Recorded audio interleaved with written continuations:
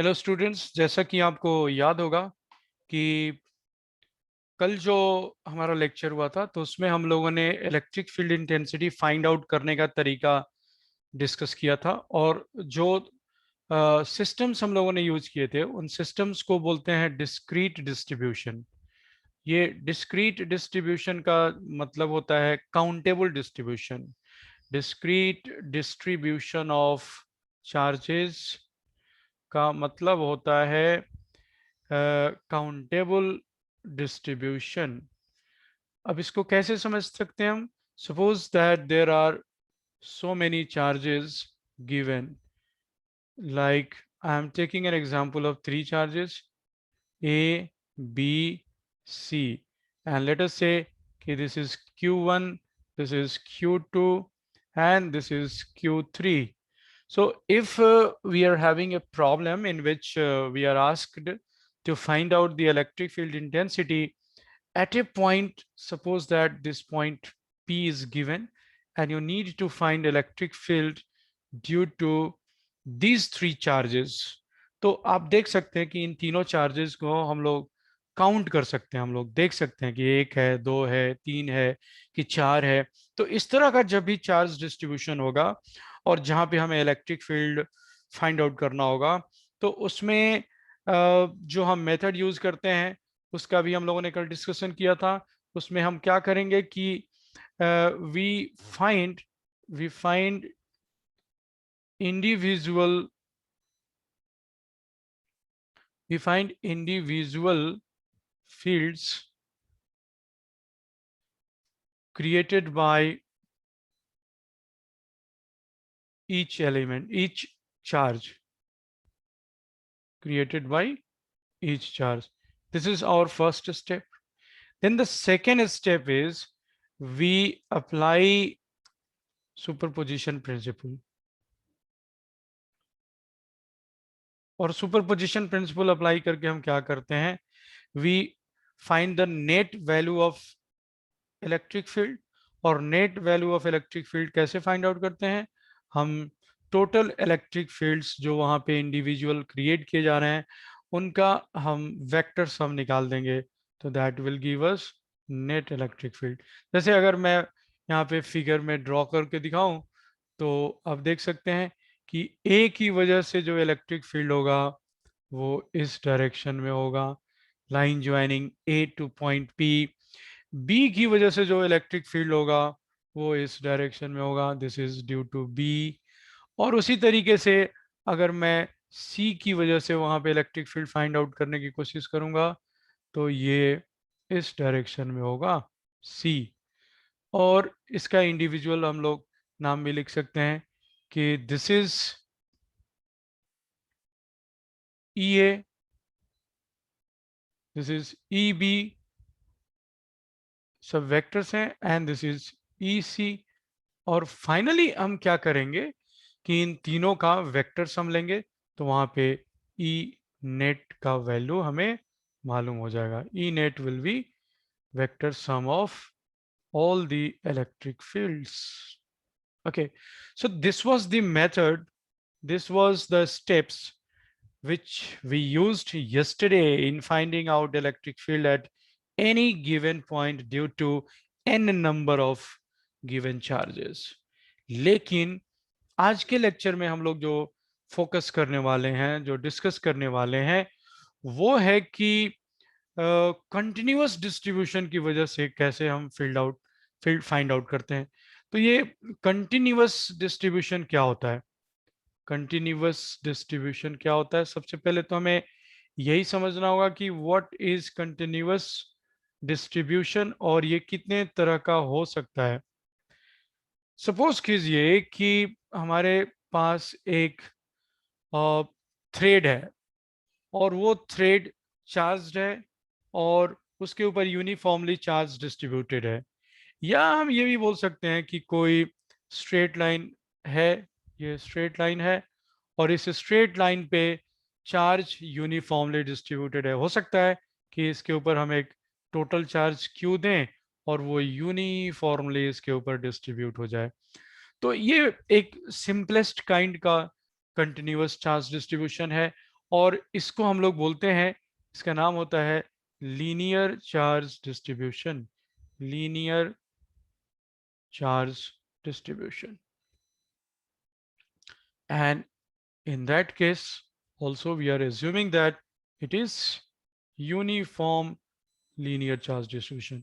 तो इसमें हम क्या करते हैं कि first of all we find what is linear charge density. linear charge density क्या है? linear charge density को हम लोग generally lambda से represent करते हैं, और ये जो lambda है it is given by total charge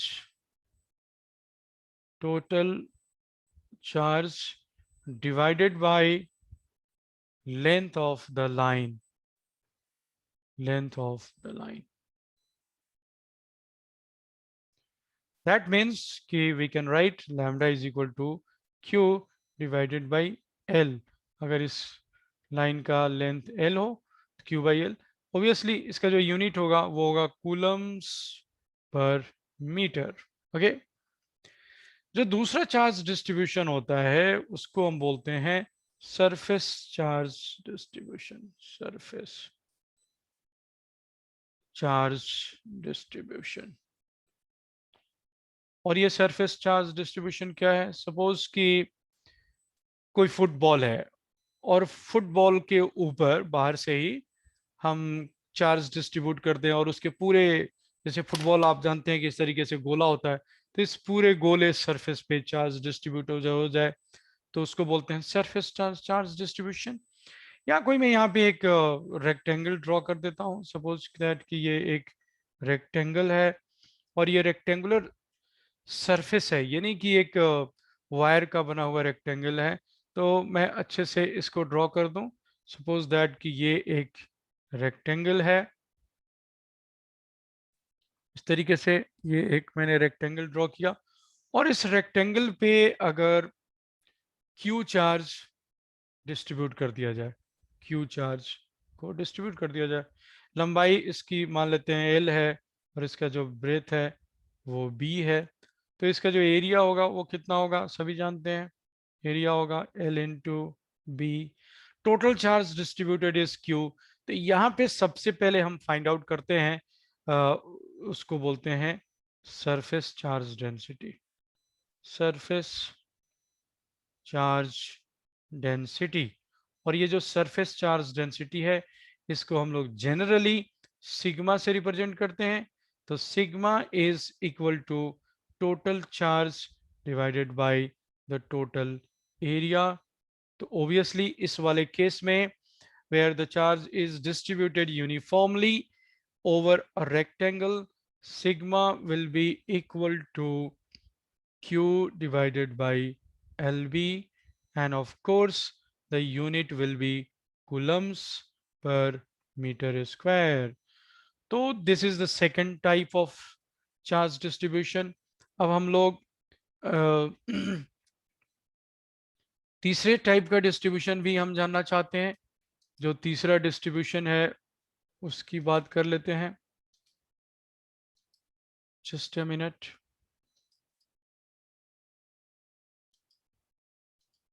ये तीसरा चार्ज डिस्ट्रीब्यूशन की हम लोग बात करने जा रहे हैं, वो है volume distribution of charge. Volume distribution of charge.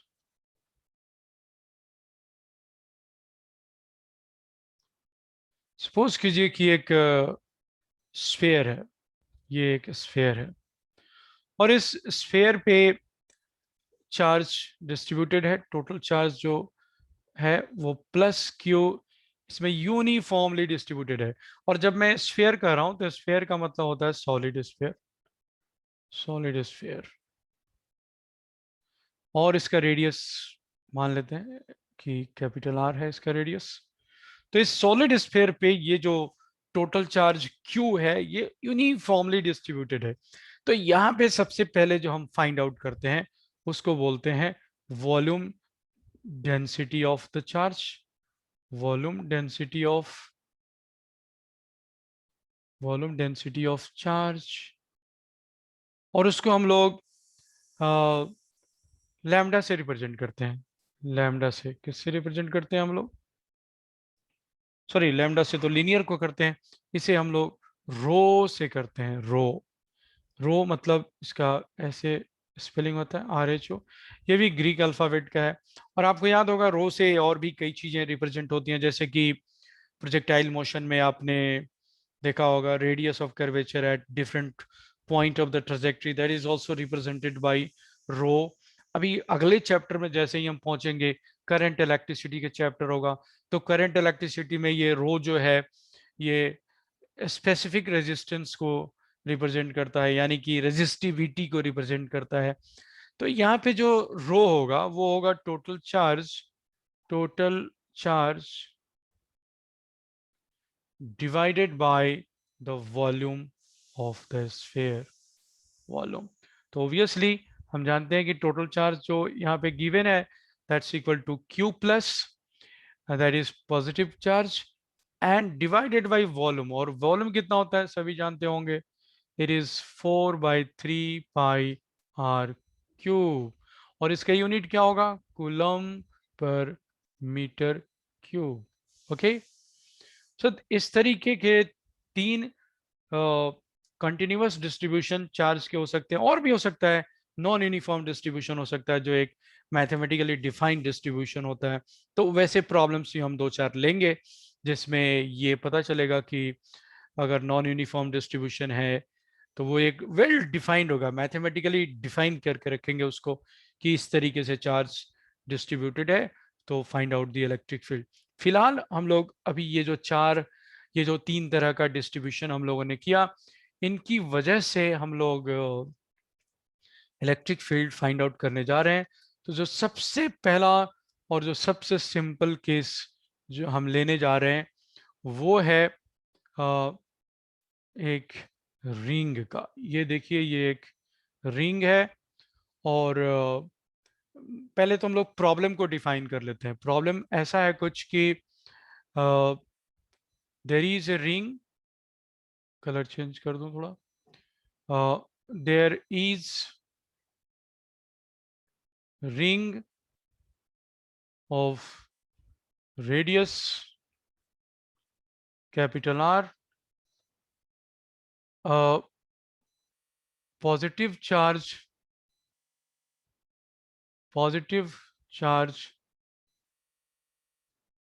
Q is uniformly distributed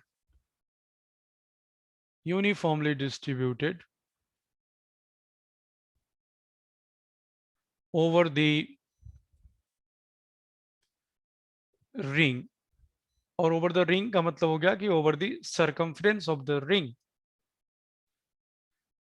find electric field, short में मैं लिख दे रहा हूं E vector, find electric field at the, या ऑन दी लिखते हैं इसको, on the axis of the ring, axis of the ring at a distance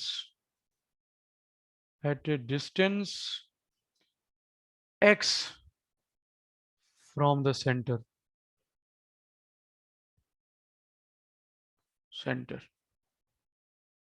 तो ये हमारा एक डेरिवेशन है।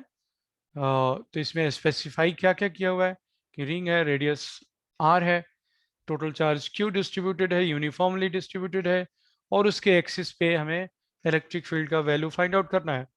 तो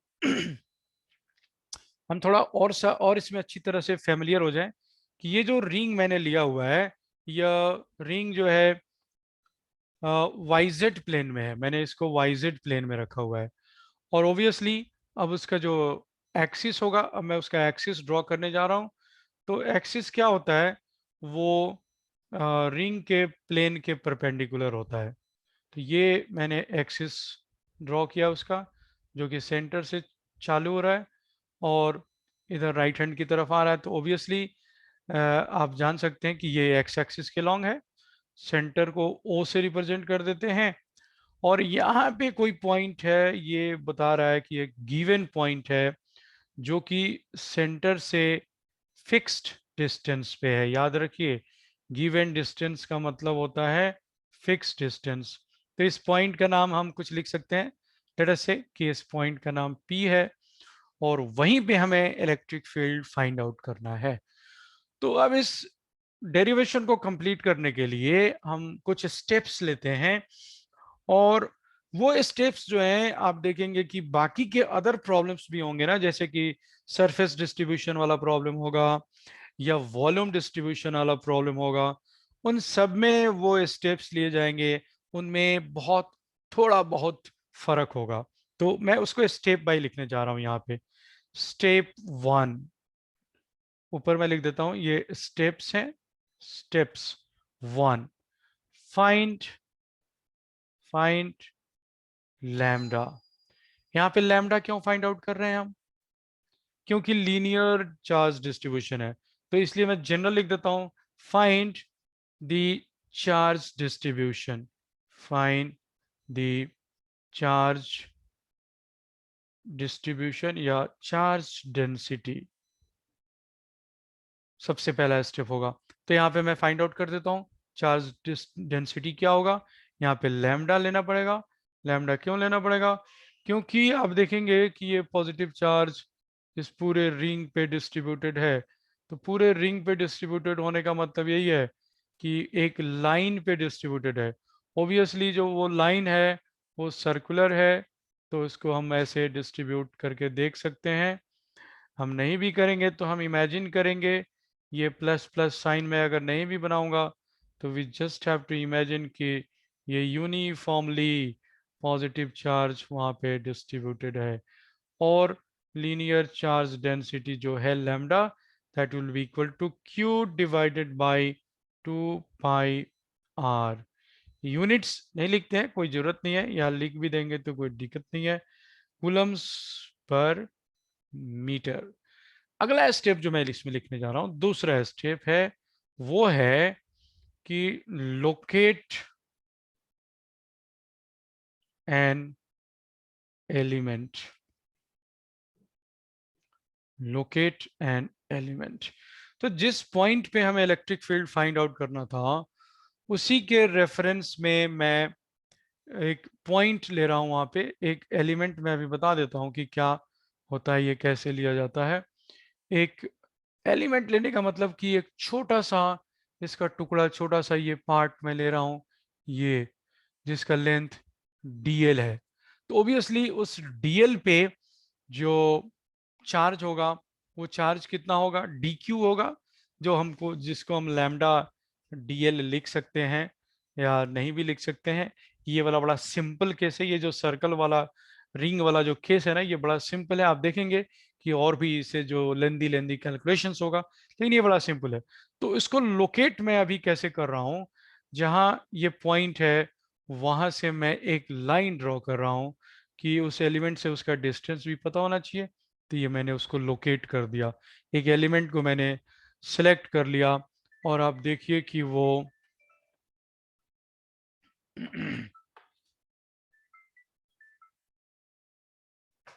वो एलिमेंट जो है टॉप मोस्ट पॉइंट पे लिया गया है। ये तो रेडियस है, आपको पता है, ये रेडियस है, उस सर्कल का रेडियस है, और वो हर जगह दिख रहा है। तो इसको लिख देते हैं, this is radius R of the circle. इस एंगल को भी लिख लेते हैं, ये थीटा है। और इस पॉइंट से इस एलिमेंट का डिस्टेंस भी यहाँ पे हम लिख लेते हैं कि आर डिस्टेंस है। याद रखिए कि ये स्मॉल आर का वैल्यू हमें नहीं दिया गया है, हमें जो गिवन वैल्यूज हैं वो रेडियस है, एंड ये फिक्स डिस्टेंस एक्स है, और इस पॉइंट पे हमें फाइंड आउट करना है। तो हमने एक एलिमेंट लोकेट किया, और उस एलिमेंट पे जो चार्ज है उसको भी लिख लेते हैं। तो ओबियसली क्योंकि बहुत स्मॉल साइज का एलिमेंट है, तो उस पर चार्ज होगा वो भी dq होगा, और वो कितना होगा? लैम्डा इंटू dl होगा। तो देखिए, लीनियर चार्ज डेंसिटी को फाइंड आउट करने का फायदा क्या हुआ कि एक छोटा सा एलिमेंट मैंने लिया है जिसकी लंबाई dl है, तो उस एलिमेंट पे टोटल चार्ज कितना होगा? dq, तो वो लैम्डा dl के बराबर होगा। ये मैं लिख सकता हूँ। हालांकि अब इस बार जो हम इंटीग्रेशन करेंगे उसमें इसको बिना यूज किए ही फाइंड आउट कर सकते हैं हम लोग, जैसा कि मैंने बताया कि ये सिंपलेस्ट केस है। ये बहुत कॉम्प्लिकेटेड केस नहीं है। ओके, अब मैं बात कर रहा हूं कि अगर हम लोग तीसरा स्टेप यूज करना चाहते हैं, तो तीसरा स्टेप जो होगा वो क्या होता है उसको हम लिख लेते हैं। तीसरा स्टेप होता है कि ये जो एलिमेंट हम लोगों ने लोकेट किया है उसकी वजह से फाइंड द फील्ड, फील्ड मतलब वही electric field due to the element, due to the element, उस एलिमेंट की वजह से हम इलेक्ट्रिक फील्ड फाइंड आउट करेंगे। और फिर जो तीसरा स्टेप होगा, चौथा स्टेप होगा, तो इस तीसरे स्टेप को पहले हम कंप्लीट कर लेते हैं यहाँ पे। तीसरे स्टेप को ही, यही मतलब तीसरा स्टेप मैं फिर से वहाँ पे लिख रहा हूँ अगेन दिस थर्ड स्टेप, फिर से मैं लिख रहा हूँ यहाँ पे कि इस एलिमेंट की वजह से यहाँ पे जो इलेक्ट्रिक फील्ड होगा आप देख सकते हैं कि उसका जो डायरेक्शन है वो इस तरफ होगा, इस डायरेक्शन में होगा वो इलेक्ट्रिक फील्ड। और क्योंकि बड़ा छोटा सा एलिमेंट लिया है हमने, तो उस छोटे से एलिमेंट की वजह से जो इलेक्ट्रिक फील्ड होगा वो भी बड़ा छोटा सा होगा, तो इसलिए मैं लिखने जा रहा हूँ वो डी होगा। तो उस डी का वैल्यू मैं अगर लिखूं तो वो होगा K D Q divided by R square. ये आप बिल्कुल समझ सकते हैं जो कल हम लोगों ने डिफाइन किया था electric field at A point due two point charge. ये एलिमेंट जो हमने सिलेक्ट किया है ये इतना छोटा है, इतना छोटा है कि इसको हम पॉइंट चार्ज जैसा ट्रीट करेंगे, और वहां से आर डिस्टेंस पे ये पॉइंट पी है जहां पे हमें इलेक्ट्रिक फील्ड फाइंड आउट करना था। तो अब इस डी को मैं थोड़ा सा और भी डिटेल में लिख दूं, ये डी क्यू तो एज इट इज रहेगा, लेकिन आप जानते हैं कि ये जो आर है इस आर का वैल्यू हम कैपिटल आर और एक्स के टर्म्स में अगर लिखें तो आप जानते हैं उस आर का वैल्यू मैं यहाँ पे लिख सकता हूँ root under X square plus R square. Pythagoras theorem लगा रहा हूँ मैं, तो ऐसे डायरेक्टली मैं लिख सकता हूँ कि ये स्मॉल आर स्क्वायर जो कि हाइपोटेन्यूज है और जो बेस है ये एक्स परपेंडिकुलर है आर, तो उन दोनों का तीनों में ये रिलेशनशिप है। तो यहाँ पे ये स्मॉल आर स्क्वायर की जगह पे मैं सीधा ये लिख लेता हूँ रूट अंडर हटा के, मैं इसको सीधा ऐसे लिख लेता हूँ, ये इसको ब्रैकेट में लिख सकते हैं इसको हमने डी डी ई। अब आते हैं हम चौथे स्टेप पे। चौथा स्टेप क्या होता है? चौथा स्टेप होता है कि consider the symmetry, consider consider the symmetry. ये क्या होता है भाई, ये क्या चीज होता है सिमेट्री? सिमेट्री मतलब सममितीय, समिति होता है, सममिति होता है, या हिंदी में कुछ हो सकता है, आप बेटर इसको पैकेज में देख सकते हैं। सिमेट्री मतलब रफ तरीके से हम लोग ऐसे बोल सकते हैं कुछ सिमिलरिटी, कुछ ऐसी सिमिलरिटी जिससे हमें हमारा कैलकुलेशन थोड़ा सा इजी हो जाए। तो अब मैं देखने जा रहा हूं कि ये जो डीई इस लाइन के अलोंग दिख रहा है उसका मैं दो कंपोनेंट ले सकता हूं। एक कंपोनेंट इस तरफ आएगा, दूसरा कंपोनेंट आप देखिए ये नीचे की तरफ आएगा। ये एंगल थीटा दिया हुआ है तो ऑब्वियसली ये एंगल भी थीटा होगा। तो इस तरफ जो कंपोनेंट आएगा वो आएगा डी ई कॉस थीटा, इसी इलेक्ट्रिक फील्ड का। ये क्योंकि वेक्टर क्वांटिटी आप सभी जानते हैं इलेक्ट्रिक फील्ड वेक्टर क्वांटिटी है। और इस तरफ जो कंपोनेंट आएगा वो आएगा डी साइन थीटा। तो सिमेट्री अभी हमने कंसीडर नहीं किया, हमने तो इसके कंपोनेंट्स लिए हैं। अब सिमेट्री का मतलब ये होता है कि आप देखिए ये जो एलिमेंट हम लोगों ने सिलेक्ट किया था उसका ठीक डायमेट्रिकली एक ऑपोजिट एलिमेंट है यहाँ पे, और अगर हम उसकी वजह से इलेक्ट्रिक फील्ड यहाँ पे फाइंड आउट करें, इस पॉइंट पे अगर उसकी वजह से हम इलेक्ट्रिक फील्ड फाइंड आउट करें तो आप देखिए कि वो कुछ इस तरीके से होगा, इस तरीके से होगा वो, इस तरीके से होगा। और उसके कंपोनेंट्स की भी अगर हम बात करें, हम उसके कंपोनेंट्स की बात करें तो ऑब्वियसली आपको ये दिख रहा होगा कि उसका एक कंपोनेंट इस वाले इलेक्ट्रिक फील्ड का एक कंपोनेंट इधर होगा और दूसरा कंपोनेंट इस तरफ होगा। तो इसमें सिमेट्री क्या बोल रहा है कि एक ये वाला कंपोनेंट और एक ये वाला कंपोनेंट, क्योंकि ये भी डी क्यू चार्ज है, यहाँ पे भी एक DQ चार्ज हम इमेजिन कर सकते हैं। तो ये जो परपेंडिकुलर वाले कंपोनेंट्स थे, इधर भी साइन थीटा कंपोनेंट, इधर भी साइन थीटा कंपोनेंट, ये एक दूसरे को कैंसिल आउट कर देंगे। तो कहने का मतलब कि सिमेट्री हमें ये बता रही है कि यहाँ पे जो चार्ज पार्टिकल या एलिमेंट हम लोगों ने सिलेक्ट किया है, उसी तरीके से यहाँ पे जो हम एलिमेंट सिलेक्ट करेंगे, तो उन दोनों की वजह से इलेक्ट्रिक फील्ड लाइन जो होगा, ये रिंग के एक्सिस के अलोंग ही होगा, एड अप होते जाएगा। बात समझ में आ गई? ये कैंसिल हो जाएगा, ये कैंसिल हो जाएगा। इसका मतलब ये हुआ कि अगर हम इन दोनों को इरेज कर दें, ये वाले जो परपेंडिकुलर कंपोनेंट्स हैं उन दोनों को अगर हम इरेज कर दें, तो कोई दिक्कत नहीं है। मैंने उसको भी इरेज कर दिया, वो तो सिर्फ हमने सिमेट्री को देखने के लिए फाइंड आउट किया था। अच्छा, एक चीज यहाँ पे बड़ा इंटरेस्टिंग है सिमेट्री का मतलब, एक और चीज है कि यहाँ से जो हम उस एलिमेंट का पोजीशन वेक्टर ड्रॉ करें, तो आप देखिए अब इसको मैं इस सर्किल में रोटेट कर रहा हूँ, इस पोजीशन वेक्टर को मैं रोटेट कर रहा हूँ, तो आप देखेंगे कि हर एक एलिमेंट का, यानी कि उस सरकमफ्रेंस पे चाहे जितने भी हम बिंदुवत आवेश को सिलेक्ट करें, चाहे हम जितने भी एलिमेंट्स को सिलेक्ट करें, उन सब का जो डिस्टेंस है वो सेम टू सेम रहेगा, वो आर का आर रहेगा, स्मॉल आर की बात कर रहा हूं मैं।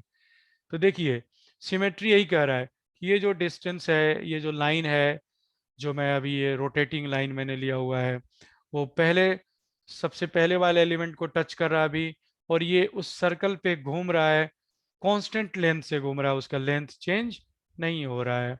तो this is how we come to the symmetry. तो इस सिमेट्री का मीनिंग ये हुआ, उसका मीनिंग मैं लिखने जा रहा हूं कि जो डीई इफेक्टिव है, डीई इफेक्टिव जो है वो एक्सियल है, वो एक्सियल है, वो D effective is axial only. Axial only मतलब क्या हुआ, that is equal to DE cos theta.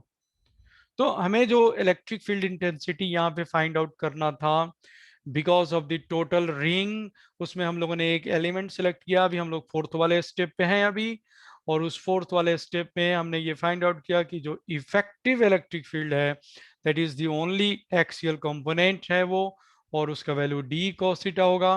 तो यहाँ पे मैं एक बार फिर से लिखूं, DE effective will be equal to DE cos theta. तो डीई का वैल्यू तो आप देखिए यहाँ पे मैंने लिख रखा है डीई, और उसमें अब मुझे cos थीटा का वैल्यू लिखना है। तो आप देख सकते हैं इस ट्रायंगल में cos थीटा, ये थीटा एंगल है, cos थीटा कितना होगा वो सभी जानते हैं। cos थीटा का वैल्यू मैं फिलहाल यहाँ पे लिख रहा हूँ, जगह कम होती है इसलिए हमें थोड़ा यूज करना पड़ता है स्पेस को, सिर्फ मैं cos थीटा का वैल्यू यहाँ पे लिखने जा रहा हूँ। cos theta will be equal to x divided by a small r, और हम उसको लिख सकते हैं कि cos theta will be equal to x divided by capital R square plus X square. ये आप जानते हैं, ये रूट अंडर होगा। तो मैंने लिखा है x divided by root under capital R square plus X square. तो अब अगले जस्ट वन स्टेप में ही मैं यहाँ पे डी इफेक्टिव जो लिखूंगा, तो वो बेसिकली मैं ऐसे लिखूंगा K D Q divided by X square plus R square bracket में, और यहाँ पे कॉस थीटा लिखना है मुझे, तो कॉस थीटा का वैल्यू मुझे पता है X square plus R square, ये रूट अंडर है, तो रूट अंडर का मतलब होता है पावर हाफ। तो अब अगले स्टेप में इसको मैं एक बार फिर से लिख लेता हूं, अभी फोर्थ स्टेप ही कम कंटिन्यू हो रहा है। ये डी इफेक्टिव है which is equal to, I can write K X D Q divided by X square plus capital R square, और इसका टोटल का पावर मैं दे सकता हूँ 3/2। और आप समझ सकते हैं कि ये जो ब्रैकेट में यहाँ पे जो है डिनोमिनेटर में, ये वाला डिनोमिनेटर भी ब्रैकेट में वही चीज है, लेकिन पावर अलग अलग है। यहाँ पे पावर 1 है, ये 1 पावर है, और ये मल्टीप्लीकेशन है, तो पावर ऐड हो जाएगा, 1 + 1/2 दैट इज 3/2। तो ये डीई इफेक्टिव है और अब हम लोग आखिरी स्टेप के ऊपर आ रहे हैं, स्टेप नंबर 5। स्टेप नंबर 5 है कि सुपरपोजिशन प्रिंसिपल अप्लाई करो। सुपरपोजिशन प्रिंसिपल कैसे अप्लाई करते हैं? याद होगा आपको कि कल जब हम लोगों ने डिस्क्रीट डिस्ट्रीब्यूशन यानी कि काउंटेबल डिस्ट्रीब्यूशन ऑफ, जिसमें हम 1 2 3 कितने चार्जेज हैं, हर एक चार्ज का इंडिविजुअल इलेक्ट्रिक फील्ड निकालते थे, E1 E2 E3, और उन सबको हम ऐड कर देते थे और वेक्टर सम लेते थे। लेकिन यहाँ पे आप देखिए कि इनफाइनाइट नंबर ऑफ एलिमेंट्स होंगे, तो यहाँ पे हम एडिशन नहीं कर पाएंगे। लेकिन एडिशन का जो एडवांस्ड वर्जन होता है, न्यूटन ने मतलब उसको डिस्कवर किया, इंटीग्रेशन जिसे बोलते हैं, इंटीग्रेशन। तो यहाँ पे जो सुपरपोजिशन प्रिंसिपल अप्लाई करना है, तो नथिंग मतलब टोटल इलेक्ट्रिक फील्ड जो उस पॉइंट पे होगा वो इस डीई इफेक्टिव का इंटीग्रेशन होगा। तो डी इफेक्टिव का इंटीग्रेशन करना है, मतलब K X D Q divided by X square plus R square, और ये पावर 3/2 इसका है।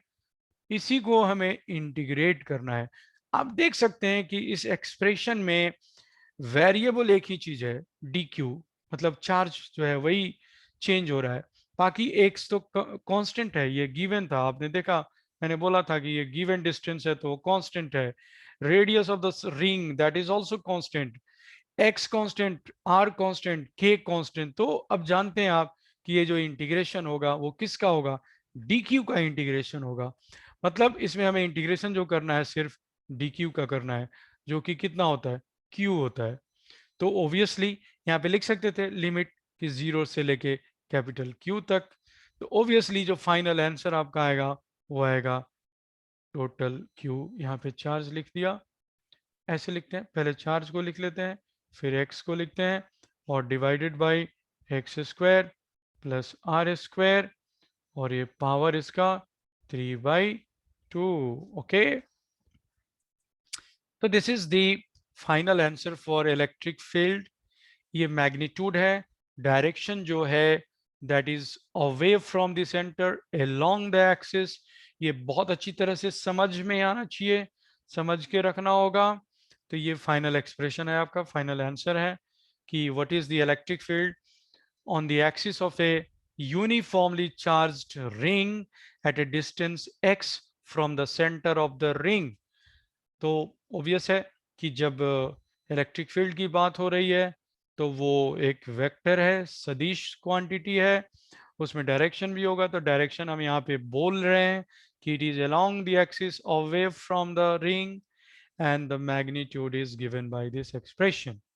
ओके, अब हम लोग थोड़ा सा इसको और भी इलोंगेट करते हैं और एक कंसिडरेशन करते हैं कि अगर जो चार्ज है वो प्लस क्यू की जगह पे माइनस क्यू होता तो क्या होता? ऑब्वियसली यहाँ पे भी हम यूनिफॉर्म डिस्ट्रीब्यूशन की बात कर रहे हैं। ये मैं थोड़ा सा तेजी से हाथ घुमा रहा हूँ, इसलिए ऐसा लगेगा कि नॉन यूनिफॉर्म है, लेकिन जो बोल रहा हूँ मैं उसके ऊपर ध्यान देना है। यूनिफॉर्मली डिस्ट्रीब्यूटेड चार्ज है, टोटल चार्ज माइनस क्यू है। और उसी तरीके से अगर हम इसके एक्सिस पे फाइंड आउट करते, यहाँ पे हम फाइंड आउट करते, तो उस केस में क्या होता? एग्जैक्टली वही होता, हम लोग वही पोजीशंस एलिमेंट को हम एक सिलेक्ट करेंगे, वहाँ पे उसको लोकेट करेंगे, और उसकी वजह से जो आपका यहाँ पे इलेक्ट्रिक फील्ड का जो नेट वैल्यू आएगा, अगर हम x डिस्टेंस पे ले रहे हैं, ये डिस्टेंस x है, तो टोटल एक्सप्रेशन, टोटल जो वहाँ पे कैलकुलेशन है वो सब सेम टू सेम आएगा। लेकिन उसका डायरेक्शन ऐसे होता, मतलब डी का डायरेक्शन ऐसे होता। तो उसका जो कंपोनेंट्स हम लेते, एक कंपोनेंट इधर की तरफ आता, एक कंपोनेंट इधर की तरफ आता, तो जो नेट कंपोनेंट आता आपका इलेक्ट्रिक फील्ड, यहाँ पे भी तो वही आएगा, वैल्यू आता वही पे, K Q X divided by X square plus R square का पावर 3/2। लेकिन इसका जो डायरेक्शन होता है, डायरेक्शन क्या होता है आप कोई भी बता सकता है? डायरेक्शन होगा इसका एक्सियल, मतलब एक्सियल का मतलब होता है along the axis, axial means along the axis and towards the centre, towards the centre. तो प्लस चार्ज और माइनस चार्ज में सिर्फ यही फर्क आएगा। एक और चीज देखते हैं हम लोग, इस एक्सप्रेशन को एनालाइज करें, चाहे नेगेटिव चार्ज हो या पॉजिटिव चार्ज हो, जो मैग्नीट्यूड आ रहा है ई का, वो तो यही आ रहा है कि K Q X divided by X square plus capital R square का पावर 3/2, यही आ रहा है ऑब्वियसली। तो what is the value of E, E at E at centre कितना है? तो E at centre find out करने के लिए आप इस एक्सप्रेशन में x इज इक्वल टू 0 रखेंगे, क्योंकि ये x का मेजरमेंट वहीं से शुरू किया गया है, सेंटर से शुरू किया गया है। तो अगर सेंटर की बात करें तो that means x is equal to 0। तो the moment you put x is equal to 0 in this expression, you see this will become 0, this x will become 0, so as a result this whole expression will become 0। तो e centre, इसको हम ऐसे लिख सकते हैं, ई centre is equal to 0। तो चाहे ये नेगेटिव डिस्ट्रीब्यूशन हो या चाहे ये पॉजिटिव डिस्ट्रीब्यूशन हो, हर हाल में जो नेट इलेक्ट्रिक फील्ड होगा सेंटर पे वो 0 होगा। किसी भी given point at a distance x from the centre निकालेंगे तो उसमें नेगेटिव पॉजिटिव से सिर्फ डायरेक्शन का फर्क आएगा, लेकिन मैग्नीट्यूड जो कैलकुलेट करेंगे हम और स्टेप्स जो होंगे वही 5 स्टेप्स होंगे। हमें चार्ज डेंसिटी निकालनी होगी, फिर हमें एक एलिमेंट सेलेक्ट करना पड़ेगा, उसको लोकेट करना पड़ेगा कि वो कहाँ पे ले रहे हैं, हम अपनी सुविधा के अनुसार लेते हैं। टॉप मोस्ट पॉइंट का लेने से फिगर को ड्रॉ करने में सुविधा होती है, किसी और पॉइंट के भी ऊपर हम ले सकते थे, लेकिन उस फिगर को ड्रॉ करने में क्योंकि हमारे पास 3D ड्राइंग नहीं है, हम नहीं कर सकते हैं, तो इसलिए हमने ऊपर का सिलेक्शन किया। उसका सिमेट्रिकली जो अपोजिट लिया था तो वो यहाँ पे लिया था, तो उससे क्लियर हो रहा है। तो ये हम आज यहाँ पे स्टॉप कर रहे हैं इस लेक्चर में।